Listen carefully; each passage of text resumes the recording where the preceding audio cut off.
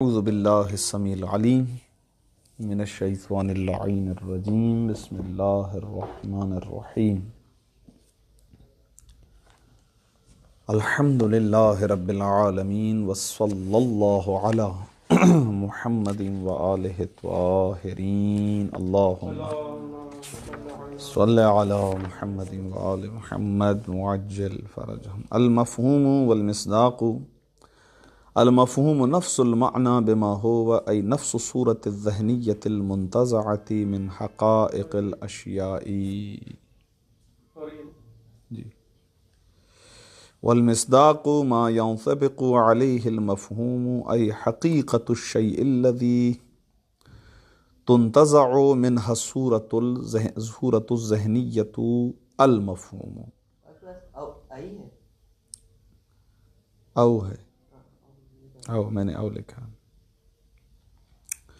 فالصورة الذهنية لمسمى محمد مفهوم جزئي والشخص الخارجي الحقيقي مصداقه والصورة الذهنية لمعنى الحيوان مفهوم كلي وأفراده الموجودة وما يدخل تحته من الكليات كالإنسان والفرس والطير مصادیقه والصورة الذهنية لمعنى العدم مفهوم كلي وما ينطبق عليه وهو العدم الحقيقي المصداق وهكذا الى آخره۔ خوب، آج کا درس جو ہے وہ ہے مفہوم اور مصداق کے بارے میں۔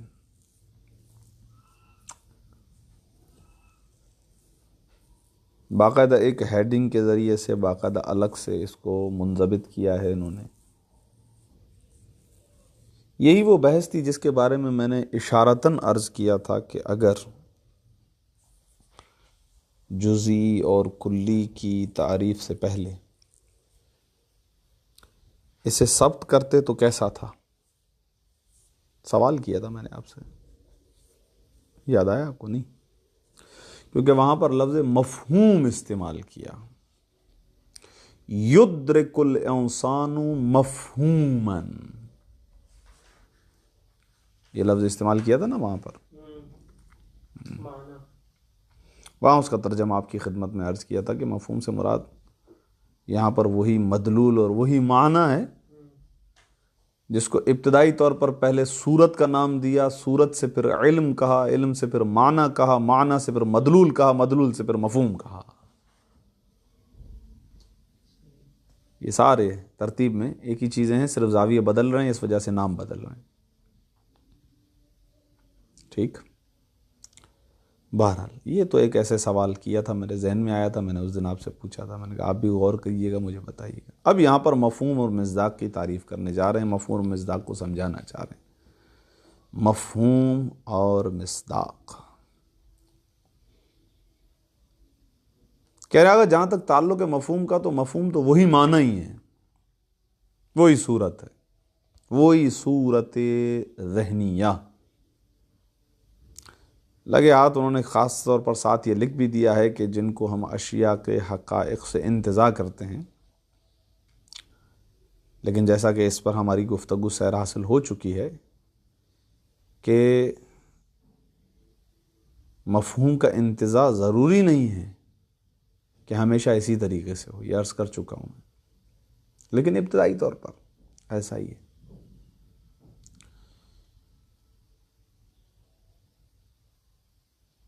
اور مصداق وہ شے کہ جس پر وہ مفہوم صدق آئے،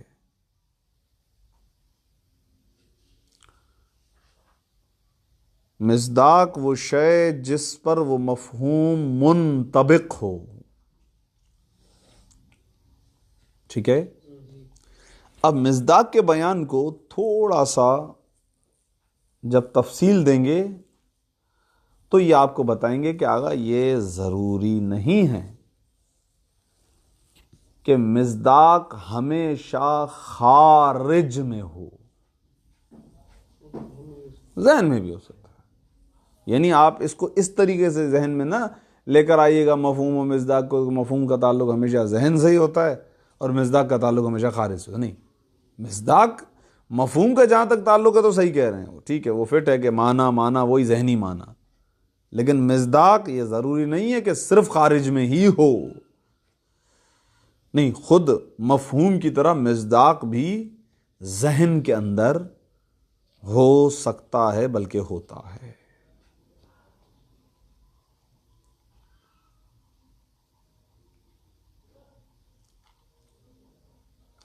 زید و عمر و بکر، یہ انہوں نے مثال دی خالد، یا لگا لیجئے جناب علی کمبر صاحب، اور اسی طریقے سے زین صاحب، کاظم صاحب، وغیرہ وغیرہ وغیرہ.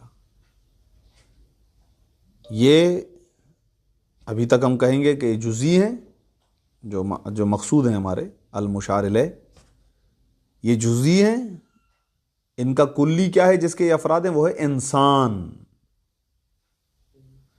انسان یہ جو کلی ہے بے وصف کلیت باہر نہیں ہے، وہ اندر ہی ہے، ذہن کے اندر ہے. کیونکہ انسان کو جو ہم حیوان ناطق کی طرف تقسیم کرتے ہیں، یہ تجزیہ جو انسان کا کرتے ہیں یہ بھی تحلیل عقلی ہے. اس کو کبھی عرض کر چکا ہوں کسی مقام پر آپ کے لیے. تو انسان بے صفت کلیت ذہن کے اندر ہے، کلیت کی صفت کے ساتھ ذہن کے اندر ہے. جو خارج میں ہیں وہ انسان کے مصادیق ہیں، اس کے افراد ہیں. اس مثال میں تو آپ یہ کہہ سکتے ہیں کہ مفہوم انسان یعنی مفہوم ذہن کے اندر ہے اور اس کے مصادیق فی الخارج، خارج کے اندر ہیں. لیکن اب جو میں نے دوسرا نقطہ عرض کیا اس کی مثال عرض کر رہا ہوں، وہ کیا ہے کہ مفہوم بھی ذہن کے اندر ہے، مصداق بھی ذہن کے اندر ہے. اسی مثال کو ذہن میں رکھیے گا. اس سے تھوڑا سا اوپر والے درجے میں چلے جائیے. انسان کس کا فرد ہے؟ حسن تم جزاک اللہ، حیوان کا فرد ہے نا. حیوان کے کئی افراد ہیں. حیوان ایک مفہوم کلی ہے، انسان بھی مفہوم کلی ہے. لیکن حیوان کے افراد میں کون ہے؟ انسان ہے، فرس ہے، یہ سارے مفاہیم کلیہ ہیں اور یہ خارج میں نہیں ہے ذہن میں. تو مفہوم حیوان وہ بھی ذہن کے اندر ہے، مفہوم حیوان کلی وہ بھی ذہن کے اندر ہے. اور جس پر یہ صدق آ رہا ہے اولاً وہ بھی ذہن کے اندر ہے. وہ کون ہے؟ انسان ہے. وہ جیسا کہ ابھی تھوڑی دیر پہلے ثابت ہو چکا کہ اس کا مفہوم بھی خود مفہوم کلی، خود مفہوم کلی. ابھی فی الحال حیوان، انسان کو چھوڑ دیں.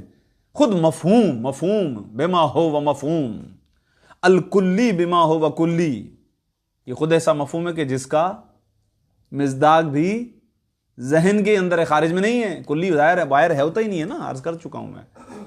دیکھ رہے ہیں آپ اس کا مطلب کیا ہوا؟ یہ نقطہ، یہ مثال آپ کے لیے صرف اس لیے عرض کیا آپ کی خدمت میں.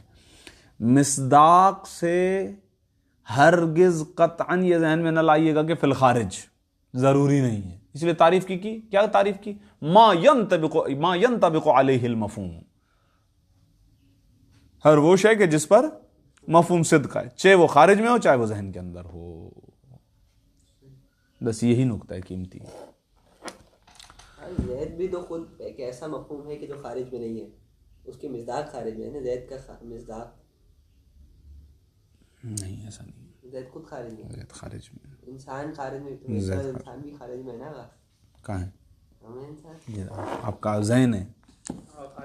صفت انسانیت یعنی وہی صفت کلیت کے ساتھ نہیں ہے. آپ فرد انسان ہے. فرد اور پھر مفہوم میں فرق نہیں رہے گا. آپ مکس کر رہے ہیں.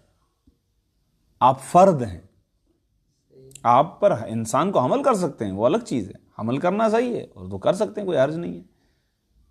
لیکن ہم یہ نہیں کہیں گے کہ آپ حقیقت میں یعنی صحیح طریقے سے تجزیہ کریں تو انسان ایک مفہوم ہے، آپ اس کا فرد ہیں، مصداق ہیں اس کا. خارج میں لے تو گناہ تو نہیں ہے نا. گناہ آ ہی نہیں سکتا. گناہ کی کیا بات ہے؟ لیکن پھر ہم میں انسان، یہ انسان، وہ انسان ہو گیا خارج. یہ اس کا مطلب یہ کہ آپ پھر بحث ہی سمجھ میں نہیں آئی ہے کلی اور جزئی کی. اگر ایسی بات ہے کہ اگر ذہن میں نہیں ہے تو ہم زید کو مفہوم جزئی کیوں کہتے ہیں؟ اس کو زید کو مثلا مفہوم جزئی کیوں کہتے ہیں؟ بہرحال اس کی ایک تصویر آپ کے ذہن کے اندر آتی ہے یا نہیں وہ ہے، مفہوم لیکن وہ ایک سے زائد پر صدق آ رہا ہے، وہ ہم اعتبار اس وجہ سے تو جزئی آپ کیوں کہہ رہے ہیں، کیوں کہتے ہیں؟ کیونکہ وہ ہم آپ کو گزشتہ درس میں بتا چکے ہیں کہ بھئی ہم ان پر جو یہ جو نام دے رہے ہیں کلی اور جزئی کا، وہ ہم اسی اعتبار سے دے رہے تھے کہ ہم اس کو خارج سے ربط دے کر دیتے ہیں، خارج سے ربط دیے بغیر تو نہیں ہے نا۔ اب یہ مفہوم جو آپ کے ذہن کے اندر ہے، صحیح کہہ رہے ہیں آپ، میں یہ نہیں کہہ رہا ہوں کہ زید کا نہیں آ سکتا، میں مثال نہیں دے رہا ہوں، ابھی مثال یہ دے رہا ہوں کہ ابھی یہ جو زید کا مفہوم آپ کے ذہن کے اندر آیا ہے، ہم اس پہ جزئی کا نام اس لیے ڈالتے ہیں کیونکہ خارج میں یہ ایک سے زائد پر صدق آنے کی صلاحیت نہیں رکھتا ہے۔ لیکن مفہوم ہے نا، یعنی ذہن میں ہے، ہاں، اور خارج میں اس کے مصداق ہے، خود زید تو خارج میں نہیں ہے نا، یعنی گویا اس کا مفہوم نہیں، خود زید کا ذہن میں ہے نا، مفہوم ہے، اس کے مصداق خارج میں ہے، زید کا مصداق خارج میں ہے نا، زید کا مفہوم کہتے ہیں، مفہوم یعنی جو ذہن میں ہو۔ مکس ہو گیا لگ رہا ہے، مجھے لگ رہا ہے آپ زیادہ پیچھے والے سے کے ساتھ کھچڑی پک گئی ہے شاید، یہ مطلب شاید مہنگا ہو گیا۔ اچھا یہ میں نہیں بتایا ان کا لگ، لیکن انہوں نے لکھا ہے، انہوں نے اسی لیے عرض کیا آپ کی خدمت میں۔ آپ نے کہا نا کہ مفہوم ہمیشہ ذہن میں ہوگا، تو خود زید کا مفہوم ذہن میں ہے نا، ہاں اس کا مصداق خارج میں ہے نا۔ ہاں تو یہ صحیح ہے، تو اس میں کیا آپ نے اس سے پہلے کہا کہ اس کا مفہوم بھی خارج میں ہے، صحیح ہے، کیوں کون؟ آپ نے کہا زید خارج میں ہی ہے خالی، زید کا مصداق خارج میں ہے، یہ جو مفہوم آپ ذہن کے اندر لا رہے ہیں زید کے حوالے سے۔ اچھا مجھے یہ بتائیے اس کے اندر آپ کا سوال کیا ہے، پہلے یہ بتائیں۔ سوال ہے، میں پوچھ رہا تھا کہ جو میں جملہ کہہ رہا ہوں صحیح ہے کہ نہیں ہے۔ اچھا یہ پوچھنا چاہ رہے ہیں، دیکھیں ابھی اس اعتبار سے سمجھیں، یہ جو مطلب ہے وہ اس طریقے سے ہے کہ مصادیق کا صرف خارج میں ہونا ضروری نہیں ہے، میں یہ جہت ملحوظ نظر رکھے ہوئے ہوں۔ ابھی جو ہماری مثال آئی تھی، ہم نے کہا تھا کہ انسان مفہوم کلی ہے، اس کے افراد خارج میں ہیں، ٹھیک ہے، اس کے افراد کون ہیں؟ زید و بکر و عمر، یہ خارج میں ہیں، یہ ہے کمبر، ان کی بات کر رہا ہوں میں، یہ فرد انسان ہے، آپ فرد انسان ہیں، یا اسی طریقے سے جس کی طرف بھی اشارہ دیں، صحیح ہے نا، یہ خارج میں ہے۔ لیکن دوسری مثال کے اندر ہم نے کہا تھا حیوان، حیوان کا فرد کہاں ہے؟ انسان، اور یہ کہاں ہے؟ لیکن حیوان کا فرد خارج میں نہیں ہے، نہیں، یہ کہنا چاہ رہے خارج میں نہیں ہے، تو ہم حیوان نہیں ہے، نہیں یار، میں اسی لیے تو میں نے اولن والا لفظ کہا تھا درمیان میں، آپ نے سنا؟ یہ ایک تقسیم ہے، مفاہیم اولیہ اور پھر مفاہیم ثانیہ، یا معقولات اولیہ اور معقولات ثانیہ، وہ مفاہیم کہ جو بغیر فاصلے کے مصداق سے جڑے ہوئے ہوتے ہیں، بغیر مصداق سے جڑے ہوتے ہیں، مصداق خارجی سے جڑے ہوئے ہوتے ہیں، ان کو مفاہیم اولیہ کہا جاتا ہے۔ یہاں پر انسان اس کی وہ مثال ہے، ورنہ ایک لحاظ سے آپ بھی حیوان کے فرد ہیں، لیکن درمیان میں واسطہ ہے انسان کا، تو حیوان جو ہے وہ دوسرے مرتبے پہ چلا جاتا ہے، وہ معقولات ثانیہ ہیں، وہ مفاہیم ثانیہ ہیں، یہ اصطلاح باقاعدہ استعمال ہوتی ہے۔ اب یہی چیز تو انسان میں بھی آ جائے گی نا کہ اس کے افراد خارج میں نہیں ہے، مفہوم ارے کیا بات کر رہے ہیں، خارج میں ہیں؟ کیا کہہ رہے ہیں خارج میں نہیں ہے؟ حیوان کے ہوگا، انسان کے نہیں ہوگا، مفہوم تو ذہن میں ہے نا، تو میں اس سے کب انکار کر رہا ہوں؟ یہی تو میں کہہ رہا ہوں کہ انسان کا مفہوم ذہن کے اندر ہے، خارج میں اس کا فرد ہے۔ انسان کا فرد کیا ہے؟ زید، ہاں، اور زید کا مفہوم کیا ہے؟ ذہن میں، اس کا مطلب انسان کے افراد ذہن میں ہے نا، خارج میں نہیں ہے۔ انسان آیا فقط اسی پر صدق آ رہا ہے کہ جو ذہن کے اندر زید ہے، لیکن وہ جو خارج میں صدق آ رہا ہے وہ ذہن کے واسطے سے آ رہا ہے نا، اس کے اندر بھی اس کو معقولات ثانیہ نہیں، یہ تو آپ لٹک گئے بالکل، اس کا مطلب یہ ہو گیا کہ آپ لٹک گئے، مکس ہو گیا۔ وہاں پہ حیوان کے اندر ایسا کر رہے ہیں، انسان میں کیوں؟ انسان کے اندر ایسا نہیں ہے نا، انسان کے اندر ایسا نہیں ہے، انسان یہ زید، یہ خود زید ہے۔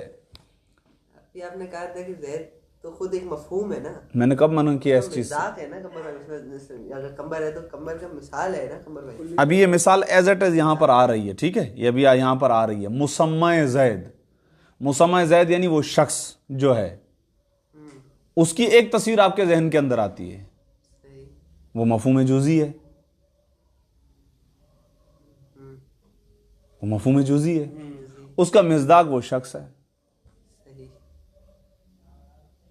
صحیح، اس کا مصداق یہ شخص ہے جو سامنے بیٹھا ہوا ہے، انسان ڈائریکٹ اسی پر صدق آتا ہے،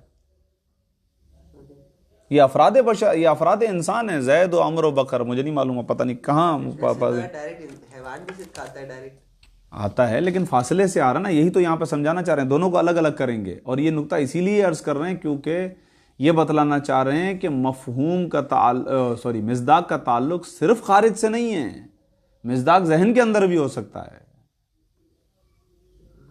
ہاں بلکہ امر آدمی بھی ہو سکتا ہے، اصلاً ہے ہی نہیں، یہ بھی ہو سکتا ہے۔ آئیے دیکھیں عبارت، دیکھیں پھر عبارت کے بعد شاید پھر کچھ پلے پڑے، بہرحال خیر، یا میرے کو پلے نہیں پڑ رہا ہے چلے ٹھیک ہے۔ المفہوم والمصداق، مطلب تو واضح ہے، کوئی اس کے اندر نہیں ہے ایسی کوئی بات۔ المفہوم نفس المعنی، مفہوم خود معنی، مفہوم یعنی وہی معنی، بما ہوا، اس حیثیت سے کہ وہ معنی، یعنی مفہوم خود معنی ہے از حیثیت معنی، یعنی معنی کے علاوہ اور کچھ نہیں۔ کیا مطلب؟ اور اس کو بما ہوا کو اور زیادہ واضح کر رہے ہیں، اے نفس صورت ذہنیتی، وہی نفس سے وہی صورت ذہنیہ کہ المنتزعۃ من حقائق الاشیاء، حقائق اشیاء سے جس کا انتزاع کیا گیا ہے، اشیاء سے جن کا انتزاع کیا گیا ہے۔ والمصداق، اور مصداق ما وہ چیز ہے ینطبق علیہ المفہوم، اور مصداق وہ چیز ہے کہ جس پر مفہوم منطبق ہوتا ہے، یعنی صدق ہوتا ہے۔ ما سے مراد ای حقیقت الشیء، یعنی خود شے، وہی شے، الذی وہ شے، تنتزع من، ہاں پوری عبارت کی وضاحت ایک لحاظ سے، یعنی ما ینطبق علیہ المفہوم او حقیقت الشیء، یعنی والمصداق حقیقت الشیء، اس اعتبار سے تنتزع منہ الصورت الذہنیۃ، وہ حقیقت الشیء کہ جس سے سورہ ذہنیہ کا انتزاع کیا گیا ہے۔ سورہ ذہنیہ کیا؟ وہی مفہوم۔ فالصورت الذہنیۃ لمسمى محمد، محمد کے مسمى کی صورت ذہنیہ مفہوم جزئی، مفہوم جزئی ہے، وہ مفہوم جزئی ہے۔ والشخص الخارجی الحقیقی، اور وہ شخص خارجی حقیقی مصداقہ، اس مفہوم جزئی مسمى محمد کا مصداق ہے، اس مفہوم جزئی کا مصداق ہے۔ اب آ رہی اگلی مثال، والصورت الذہنیۃ لمعنى الحیوانی، اور معنی حیوان کی صورت ذہنیہ مفہوم کلی، مفہوم کلی ہے۔ وَأَفْرَادُهُ الْمَوْجُودَةُ، اور اس کے وہ افراد کے جو موجود ہیں۔ اچھا افراد کے جو موجود ہیں یہاں پر وہی مراد ہے، مثلا زید وغیرہ، اس میں کوئی حرج نہیں ہے کہ یہاں پر آپ زید وید بھی مراد لے لیں، جو افراد خارجی طور پر وجود رکھتے وہ، اور اس کے ساتھ ساتھ وما يدخل تحتہ، اور ہر وہ کلی کے جو اس مفہوم کلی حیوان کے تحت ہے، کیونکہ تحتہ کی ضمیر وہی مفہوم کلی حیوان کی طرف پلٹ رہی ہے، افراد کی طرف نہیں مل رہی، نہیں، تحتہ سے کی ضمیر پلٹ رہی ہے مفہوم کلی حیوان۔ دوبارہ وما کو عطف کریں افرادہ الموجودہ پر، وَأَفْرَادُهُ الْمَوْجُودَةُ فِي الْخَارِجِ، مثلا حیوان کے افراد موجودہ خارج، وہ کیسے؟ ھذا زید، مثلا زیدن، یہ زید، زید انسان، ھذا الفرس، ھذا الفرس، خاص وہ افراد، وہ وما، اور وہ کلیات، کیونکہ ماں سے مراد آگے من آ رہا ہے، اور وہ کلیات یدخلو کے جو داخل ہیں تحتہ اس مفہوم کلی حیوان کے تحت میں، وہ ہیں کیا؟ من الکلیات، یہ سب کے سب آگے آ رہی ہے خبر مصادیقہ، تو عبارت یوں ہوگی وَأَفْرَادُهُ الْمَوْجُودَةُ وَالْكُلِّيَّاتُ تَحْتَهُ مَصَادِيقُهُ۔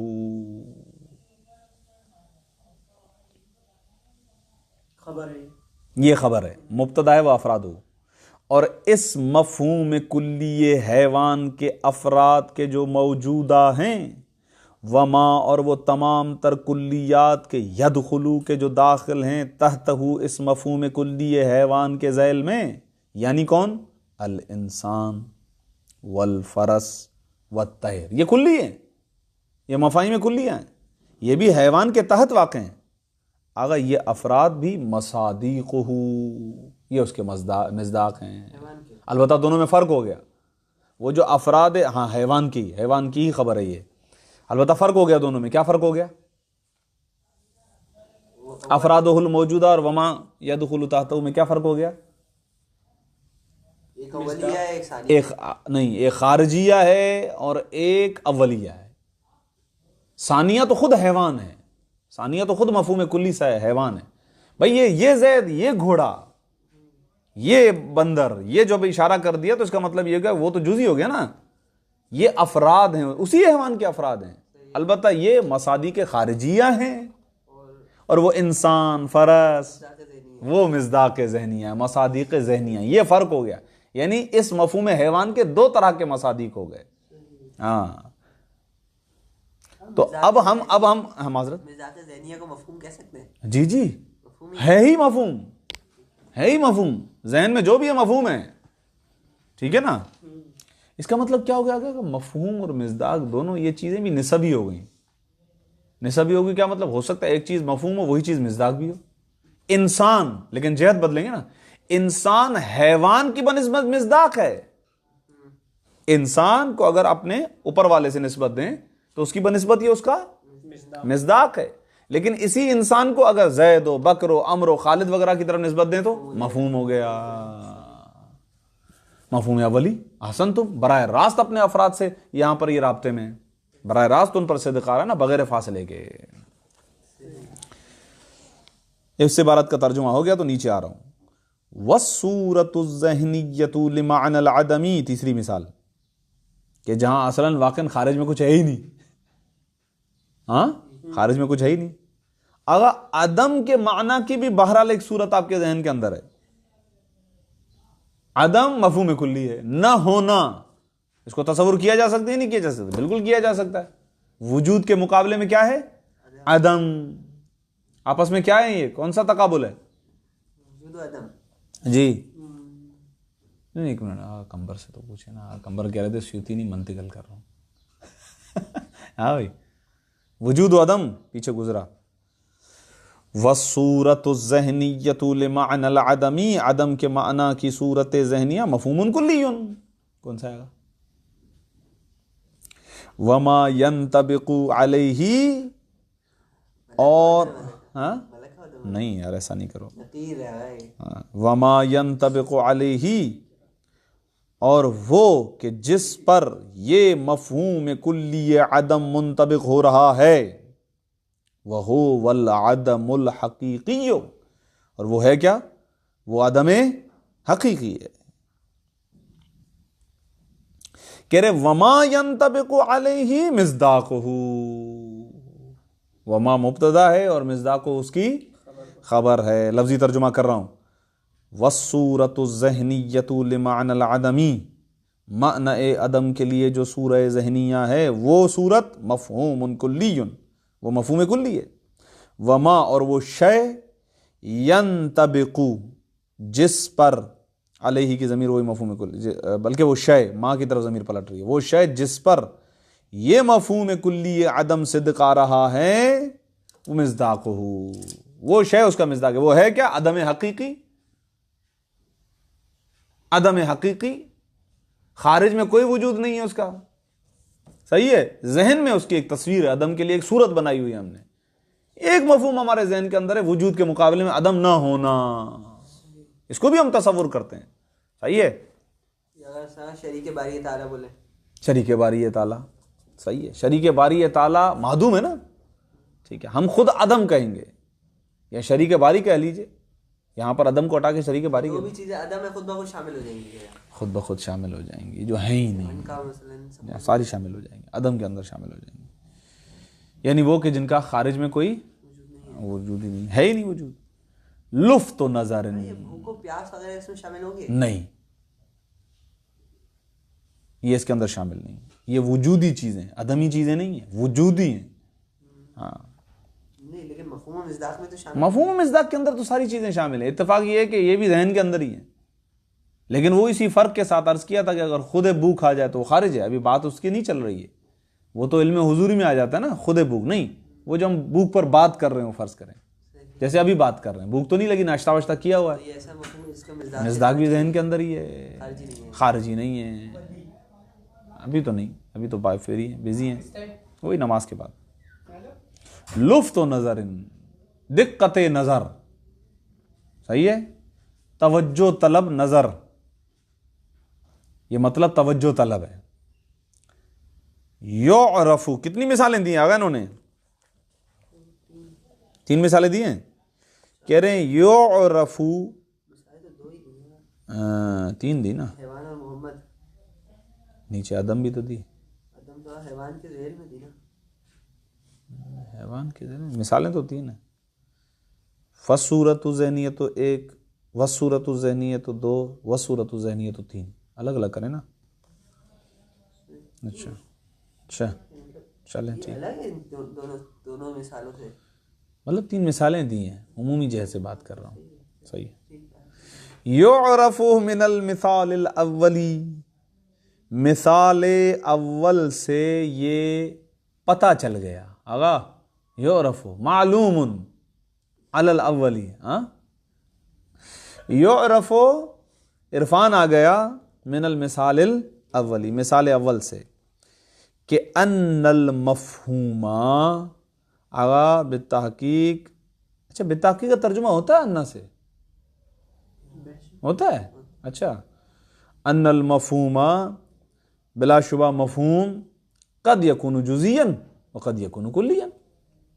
صحیح ہے، قد یکون جزیاً کما یکون کلیاً. بس یہ بسا اوقات وہ جزی ہوتا ہے، بسا اوقات وہ کلی ہوتا ہے. وَيُعْرَفُ مِنَ الْمِثَالِ الثَّانِي، مثال ثانی سے مراد ہے حیوان.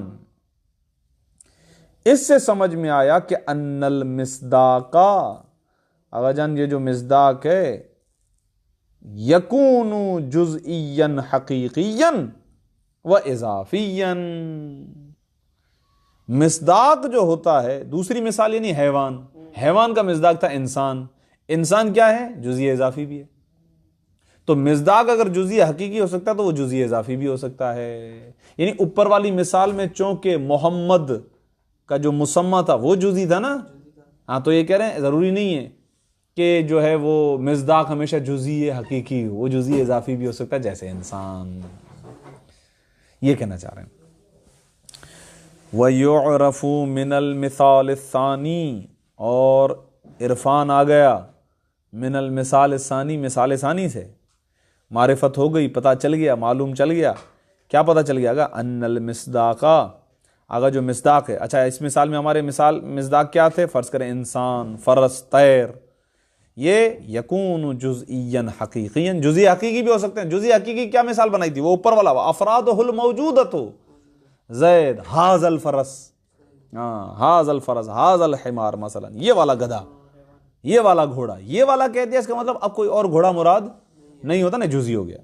تو کہہ رہے ہیں مصداق بسا اوقات جزئی حقیقی ہوتا ہے، بسا اوقات جزئی اضافی. جزئی اضافی کی مثال کیا؟ انسان.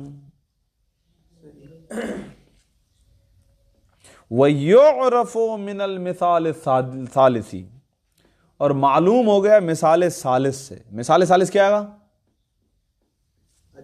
عدم. شاباش، جاگ کے یار. ان المصداق، آگا بالتحقیق مصداق واجب نہیں ہے، لا یجب، واجب نہیں ہے کہ ان یکون من الامور الموجودۃ والحقائق العینیۃ.